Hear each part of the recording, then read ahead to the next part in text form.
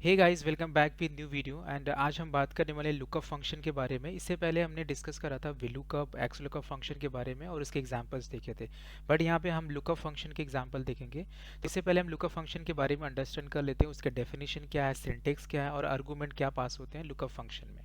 Okay, so this is definition में lookup function returns the approximate match lookup in one column or one row range and returns the corresponding value from another one column or one row range. Okay, VLOOKUP में क्या होता था, हमें column index number देना पड़ता था जिस भी पोजीशन से मुझे डेटा चाहिए। बट यहाँ पे वो कॉलम इंडेक्स नंबर का कॉन्सेप्ट नहीं है। यहाँ पे जो भी आप वन रो वन कॉलम का जो रेंज सेलेक्ट करते हैं वो लास्ट रेंज ही आपका जो है कि आउटपुट वैल्यू होता है। ओके, तो मेरा ये सिंटेक्स लुकअप का ये है, lookup is equal to lookup value comma column vector and जो एक ऑप्शनल है रिजल्ट वेक्टर होता है। ओके, अब ये लुकअप के जो आर्गूमेंट्स हम पास करते हैं फॉर्मूला अप्लाई करने के लिए, तो लुकअप वैल्यू जो होता है, लुकअप वैल्यू मेरा द वैल्यू टू सर्च, जो वैल्यू हमें सर्च करना है, और lookup vector the one row और one column range to search, जो भी आपका रेंज और कॉलम का जो रेंज होगा वो सेलेक्ट करना पड़ेगा। रिजल्ट वेक्टर में आपको ये ऑप्शन है द वन रो और one column range of results. Okay, तो इसके बारे में एग्जाम्पल के थ्रू देखेंगे कि ये लुकअप फंक्शन कैसे वर्क करता है और इसके क्या क्या क्राइटेरियाज हैं। सो यहाँ पे मेरा एक एग्जांपल वन एग्जांपल टू है। इन दोनों एग्जांपल में हम लुकअप फंक्शन यूज़ करेंगे और इसके आउटपुट हम यहाँ पे लाएंगे with lookup formula.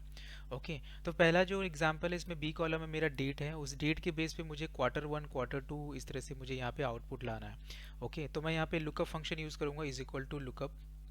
Okay, lookup value मेरा यहाँ पे मुझे डेट लेना होगा, बट हमें ये एनालाइज करना पड़ेगा कि मुझे क्वार्टर लाना है, तो क्वार्टर हमें मंथ से आएगा, तो मैं यहाँ पे मंथ का फॉर्मूला यूज़ करूँगा।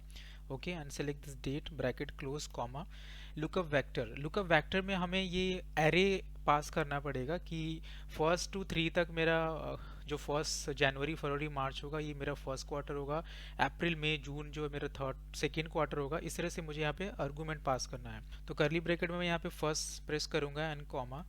ओके, एंड सेकेंड क्वार्टर मेरा 4 से स्टार्ट हो रहा है, 4 5 6 मतलब अप्रैल मई जून हो रहा है, 4 7 10 करली ब्रैकेट क्लोज कॉमा।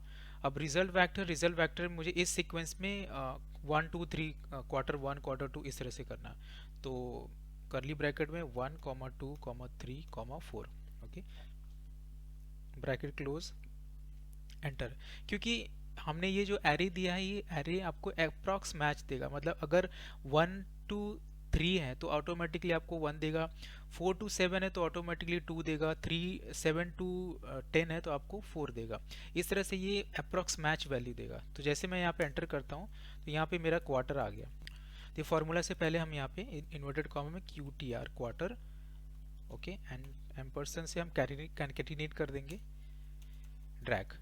तो ये मेरा क्वार्टर आ गया। तो एक बार मैं क्रॉस चेक कर लेता हूँ कि ये क्वार्टर करेक्ट है नहीं, तो मैं क्वार्टर फोर लेता हूँ। तो क्वार्टर फोर में मेरा अक्टूबर नवंबर आना चाहिए, which is correct, October November December. Okay, and quarter two में सेलेक्ट कर लेता हूँ, क्वार्टर टू में मेरा अप्रैल मई जून आना चाहिए। तो ये करेक्ट है, मतलब तो ये फॉर्मूला के थ्रू हम यहाँ पे क्वार्टर निकाल सकते हैं। ओके, एंड तो ये मेरा सेकेंड एग्जांपल है। सेकेंड एग्जांपल में स्टूडेंट मार्क्स है, स्टूडेंट मार्क्स के बेस पे मुझे यहाँ पे रिजल्ट आना है। रिजल्ट का जो क्राइटेरिया है वो 0 के लिए फेल है, 0 to 32 तक ये फेल है, और 33 to 44 ये पास है, 45 सेकेंड। इस तरह से मेरा एक क्राइटेरिया है। ठीक है, इस क्राइटेरिया के बेस पे जो भी स्टूडेंट के मार्क्स है उस मार्क्स के बेस पे यहाँ पे मुझे fail pass second first excellent ये आ जाए। वैसे तो ये इफ कंडीशन के थ्रू भी लग जाएगा, बट मुझे यहाँ पे लुकअप के थ्रू लगाना है। तो मैं यहाँ पे लुकअप फार्मूला यूज़ करूँगा is equal to lookup value मेरा स्टूडेंट मार्क्स हो गया कॉमा, और लुकअप वेक्टर में ये मेरा टेबल हो गया। ओके,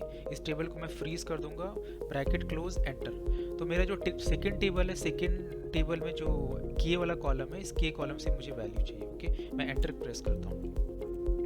तो अब यहाँ पे देखो 99 के लिए एक्सीलेंट है, क्योंकि 75 जो है कि मोर देन 75 है, तो ये एक्सीलेंट है। और 56 में सेकंड आ रहा है, क्योंकि ये 45 to 60 के बीच में सेकंड आना चाहिए, तो ये सेकंड आ रहा है। 0 10 19 में ये फेल है, क्योंकि ये लेस देन 30 33 है। तो इस तरह से इस लुकअप फार्मूला के थ्रू हम कंडीशनल इंफॉर्मेशन ले सकते हैं। In case of any query please comments, and thank you for watching guys, have a good day.